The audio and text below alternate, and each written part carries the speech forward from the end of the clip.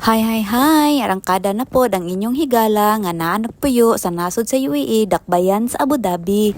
After sa 2 days off nato mga higala, back to work na pud ta. Back to work ta kay syempre naong bay tag kwarta. Pag time na sa work mga higala, di jud pwede nga di ka mo bangon. Need nato pilito na tong sarili nga mo trabaho jud ta kay unsa na akong ihulog sa SSS, unsa na lang akong ihulog sa MP2. Hapit na mahuman ang Setyembre mga higala ug dili na kayo humid ang dakbayan sa Abu Dhabi. Excited na pud ko mag-winter din hingdapita mga higala kay makalaag-laag na pud ta bisag asa. Ug karon uban ni ko mga higala moadto ta sa atong trabaho. Katrabaho day ko sa Ferrari World Abu Dhabi mga higala ug located siya sa Yas Island. Hello sa mga taga Yas Island, tag-as kay pila ang bus, ari naghuot na pod. Struggle is real jud ang among bus padug Yas Island mga pero higala. Pero usahay pasalamat na lang ko kay naay mga car lift nga tag 5 rang ilang singil. Kay di ko gusto magkighuot dito sa bus mga higala, mura jug sardinas. Sahay ug walay choice na makig-ipit na lang tayo dito mga higala. Bahala na lagbisag unsa na laybaho ang imong masimhutan. Importante buhi. So today naka-car lift ko mga higala no. 5 ra niya ang singil ni kuyang driver. So wa pa tay pamahaw ani mga higala. Ug paspas ra kayo nga makaabot ta sa Yas Island.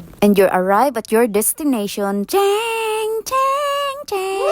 Aw, see? Nakaabot ta sa Yas Island mga higala nga fresh pa gamay. Aw, fresh man jud. O nya, dinhi na lang ko to mga higala. Kay di na ko pwede mag-video sa sulod sa among company. Have a good day ka nato.